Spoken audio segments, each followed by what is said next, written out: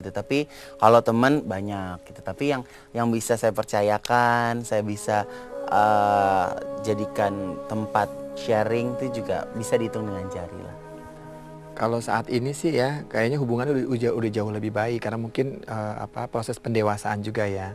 Mungkin kalau dulu dia benar-benar yang memang kurang kasih sayang, terlihat kurang kasih sayang, mungkin bentuk kasih sayang yang diberikan orang tuanya bukan seperti yang dia mau gitu. Tapi alhamdulillah sekarang dia sama mamahnya udah deket banget, udah apa ya? Karena kan saat ini juga mamahnya udah tinggal di Jakarta lagi, udah pensiun juga. Jadi hubungannya udah jauh lebih harmonis. Perlu proses untuk mendapat sebuah kepercayaan. Dan itu telah dibuktikan Ivan pada orang tuanya kini. Penolakan sang ayah dahulu yang tak bisa menerima kondisi anaknya yang terjun di dunia hiburan, lengkap dengan segala tata caranya berdandan, nyaris membuat Ivan melupakan sang ayah yang menurutnya tak memberikan support apapun bagi kehidupannya. Kalau dulu saya merasa nggak ada yang sayang sama saya, nggak ada yang support sama saya. Jadi saya besar di lingkungan pertemanan dan lingkungan pekerjaan saya. Saya melihat satu dan lain hal, saya merasa adalah keluarga adalah di mana lingkungan utama saya sebenarnya. Keluarga adalah tempat di mana saya mendapatkan perlindungan yang utuh. Ini aku punya cerita ya. Gue udah syuting film capek banget, ya. Ini udah saatnya promo segala macam. Ada di TV. Tahu-tahu bapak saya telepon. Ngapain sih ada di TV? Anak laki dandan segala macam, ini ono, bikin malu, apalah segala macam gitu kan. Ya, gue udah capek, ya, kerja, cari sesuatu gitu kan untuk menggali potensi gue digituin. Kesel banget dong ya. Sekarang gue balikin lagi. Jadi keluar begitu. Sekarang papa lihat, anak usia 23 tahun, teman papa ada nggak yang udah menghasilkan? Aku selama ini nggak pernah ngerepotin orang tua saya. Semua yang aku miliki, semua karena kerja keras aku sendiri. Dan alhamdulillah aku jarang banget minta. Momen dimana capek, kayaknya udah kerja keras segala macam yang harusnya mendapatkan support, ya kan? Ya memang mungkin sih setiap orang tua pingin anaknya kalau anak laki udah jadi anak laki gitu kan. Nggak perlu lo kerja harus dandan apa segala macam. Tapi buat saya itu sesuatu yang unik. Dulu saya punya sahabat namanya Barli desainer, salah satu desainer terbaik juga di Indonesia. Dulu saya itu sama Barli, kalau Barli Fashion Show, saya selalu jadi koreografernya. Aku bilang gini, aku manggilnya kakak. Kak, aku nggak ikut deh ke diskonya. Aku bilang gitu kan, aku nggak ikut deh ke diskonya gitu kan. Karena gue harus pulang nih cepet gitu kan. Terus udah gitu, orang tua aku tuh taunya aku tuh selalu pergi aja terus gitu. Nggak pernah, jadi pergi main-main gitu. Padahal kan aku pergi kerja kan untuk jadi koreografer show itu. Pulang ke rumah bapak gua ngamuk.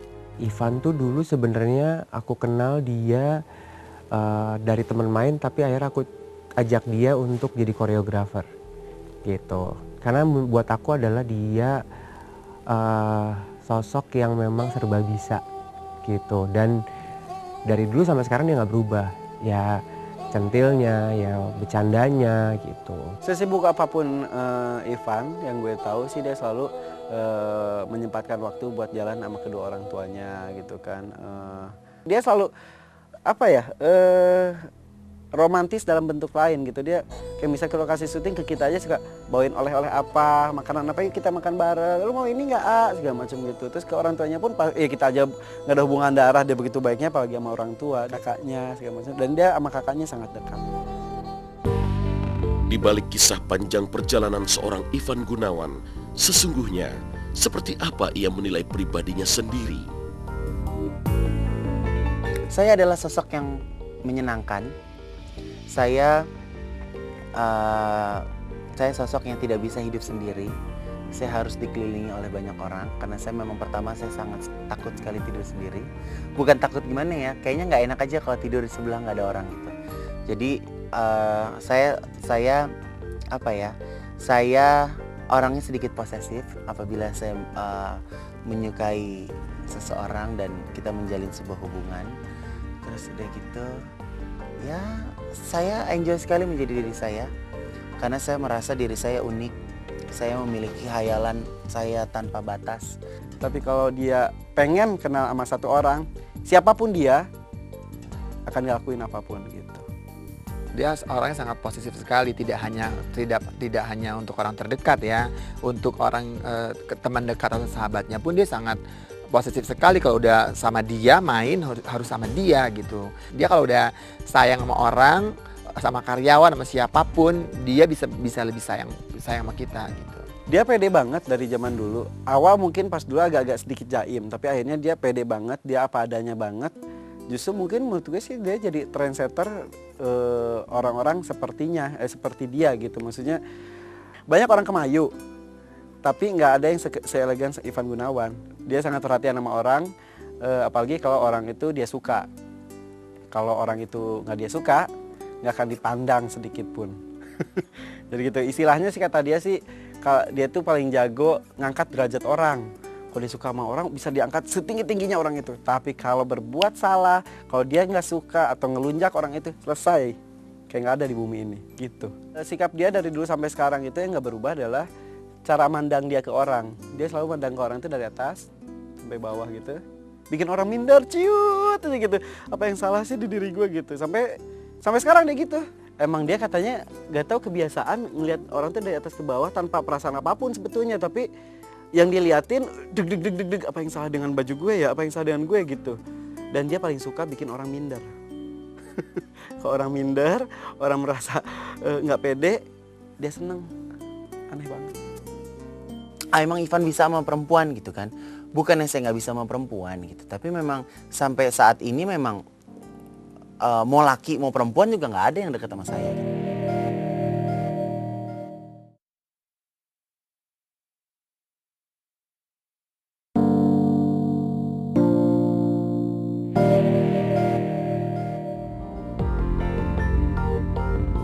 Aji Notonegoro bagaimanapun adalah sosok penting yang berada di belakang sukses Ivan Gunawan. Jatuh bangun membina karir meski dengan segala cercaan dan tanpa pujian sekalipun adalah jalan yang dulu harus dilaluinya. Kampus terbaik buat hidup saya adalah sewaktu saya bekerja di Mas Aji gitu. Karena memang Om Aji tuh amat sangat banyak sekali mensupport saya gitu, menyalurkan hobi saya. Terus udah gitu bisa membangkitkan gairah saya di fashion tuh menjadi lebih besar. Dan dia tuh sosok yang gak pernah memuji saya sama sekali, selalu membilang baju saya itu jelek dan segala macam, padahal baju saya alhamdulillah laku-laku aja. Pada saat itu juga penyanyi juga udah mulai banyak yang percaya sama saya. Terus udah gitu kenapa aku pingin buat butik sendiri, kayaknya aku capek kerja sendiri kok nama aku nggak kedengeran ya gitu kan. Karena buat saya itu hal yang manusiawi ya, kalau misalnya kita kerja pasti kan hasil keringat kita juga pengen diakui lah gitu kan. Buat saya dia terkadang mensupport, terkadang juga ngejatohin banget yang sampai ya Allah kayak sakit banget hati gue gitu. Jadi apa yang saya perbuat kayaknya nggak pernah bagus gitu, baik baju apa segala macam, tapi kalau dia selalu bagus, nggak pernah jelek. Dan bagus juga sih ya, dia memperlakukan saya seperti itu, bagus juga. Jadi sekarang saya bisa tahu yang mana yang baik, yang mana yang buruk, yang mana yang bagus, yang mana yang enggak gitu. Jadi buat saya itu juga pengalaman yang pengalaman yang nggak bisa ada di buku pelajaran sebenarnya sih. Saya mendapatkan sisi positif dan negatif memiliki om yang ngetop. Ya, desainer yang top, papan atas, udah deh ya, di atasnya papan deh ya pada saat itu. Jadi apa yang saya bikin, apa yang saya perbuat, banyak yang bilang ya itu kan karena omnya gitu kan, bukan karena kemampuan si Ivannya sendiri gitu. Tapi perlahan-lahan memang saya tunjukkan bahwa apa yang saya miliki saat ini sampai sekarang ini ya memang hasil kerja keras saya. Dan saya adalah saya dan dia adalah dia. Bukannya saya mau keluar dari bayang-bayang dia, sih tidak gitu kan, karena memang bagaimanapun juga kita masih dalam lingkungan keluarga kan. Tapi buat saya harus menjadi pribadi yang sendiri gitu, baik di gaya rancangan saya, baik dari keseharian saya, baik dari tingkah laku saya, itu pasti akan beda gitu. Ivan yang sekarang memang tak lagi ada di bawah bayang-bayang seorang Aji Notonegoro. Karenanya rasa kangen Ivan pada sosok Aji yang kini harus mendekam di bui sungguh tak kuasa ia tahan. Om Aji itu sosok yang amat sangat menyenangkan. Fun banget. Dia tuh orang yang amat sangat fun, punya sense of humor yang tinggi. Justru saya terkadang kangen sama dia saat ini ya, seperti itu ya. Tapi kalau saya lihat egonya yang sampai saat ini nggak berkurang, ya balik lagi suka ada sebel-sebelnya juga sih terkadang gitu. Tapi balik lagi dia sosok om yang sebenarnya selalu ada di hati saya gitu. Deket banget sama saya gitu. Mungkin dibandingkan saya dengan ibu saya lebih dekat ke dia gitu kan. Gitu. Jadi kalau saat ini mungkin Om Aji nonton saya ya, aku kangen banget gitu kan. Apalagi sekarang Om Aji ada dalam penjara kan. Sudah 2 kali, sekarang masuk ke yang kedua gitu, dan saya juga udah lama nggak ketemu dia karena satu dan lain hal. Ya udah, jadi saat ini kalau dibilang kangen ya kangen banget.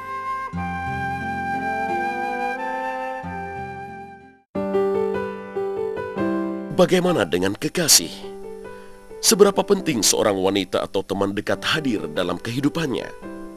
Mengapa Ivan lantas memutuskan untuk berpisah dengan Rosa kalau hubungan mereka telah terjalin selama 2 tahun? Kalau di dunia hiburan itu kan banyak yang disetting, ya. Mungkin dulu pemberitaan yang dekat sama Rosa, mereka kali yang disetting. Kalau saya sih nggak ada yang disetting. Saya nggak pernah ngarang-ngarang saya pacaran sama Rosa, saya nggak pernah. Memang saya benar-benar pacaran sama Rosa. Pada saat itu saya sekolah di Rusia, Rosa masih ada di Sukabumi. Di mana sih asal dia? Sumedang. Kita berpacaran 2 tahun loh. Kita keep in touch 2 tahun gitu. Dan saya pulang ke Jakarta, saya mau ngeliat dia udah hebat banget dan segala macam apa segala macam. Saya bilang sama dia, aku nggak bisa nih deket sama kamu. Kita udahan aja mendingan. Sampai sekarang kita jadi sahabat gitu. Jadi kalau ada orang bilang, Ivan mana bisa sih dulu sama Rosa, tanya aja, udah dulu kita pacaran kok gitu kan gitu. Emang Ivan bisa sama perempuan gitu kan. Bukannya saya nggak bisa sama perempuan gitu, tapi memang sampai saat ini memang mau laki mau perempuan juga nggak ada yang dekat sama saya gitu kan. Karena menurut saya saat ini adalah prioritas saya untuk fokus ke dalam sebuah pekerjaan terlebih dahulu gitu. Saya orangnya nggak pusing sama omongan orang. Karena buat saya hidup saya udah sulit, hidup saya udah complicated. Kalau saya harus ngurusin orang-orang Indonesia pusing ya. Kayak waktu aja 24 jam gak cukup gitu kan. Tanggung jawab saya dengan Tuhan saya jelas, pekerjaan saya jelas. Saya tetap bisa mendapatkan hasil dari keringat saya jelas. Saya ada harganya, ya kan. Jadi saya menganggap pro dan kontra itu biarin aja ada. Ivan Gunawan juga kan memang seorang manusia juga ya. Mungkin emang tampak luarnya aja mungkin gua nggak peduli, padahal sih hatinya juga teriris-iris sebenarnya ya kan. Lagi-lagi kita sebagai orang-orang terdekatnya kasih support ke dia bahwa itulah resiko yang harus dijalani sebagai seorang public figure. Untuk sekarang ini sih dia benar-benar nggak peduli. Tapi pada waktu itu dia pernah yang sampai anti sama pers tuh. Jangan cuma melihat sukses Ivan Gunawan menjadi seorang desainer bagi artis-artis papan atas tanah air dan karirnya yang tak pernah putus di dunia hiburan. Tapi tengoklah perjuangannya mencapai semua itu. Sekarang urat malu putus, ya, bodo amat, orang mau suka mau enggak terserah. Yang penting TV masih membutuhkan saya gitu kan. Yang punya duit masih memanggil. Ya kan, yang nggak punya duit berkoar terserah deh ye, bener gak? Yang penting yang duitnya masih cucok, butuh hiburan, masih ngoling kita. Seberapa beratnya masalah seseorang yang kerja di panggung di dunia TV nggak boleh kelihatan sama pemirsa di rumah. Ternyata dia menjalani kayak nggak ada terjadi apa-apa. Oh, oke, berarti dia profesional gitu. Apapun yang terjadi. Pelajaran yang paling berharga dari saya adalah pelajaran dari sebuah kegagalan. Kalau saya bekerja di bidang butik kan, kegagalannya apa? Ya ada baju pernah saya dimaki-maki orang, bajunya nggak kelar. Pernah satu keluarga bikin baju, tapi dia udah fitting sekali, udah harusnya dia bayar, dia menghilang. Akhirnya saya sampai rugi dan segala macam. Buat saya itu adalah sebuah pembelajaran ya. Karena saya yakin sekali nggak semuanya tiap saya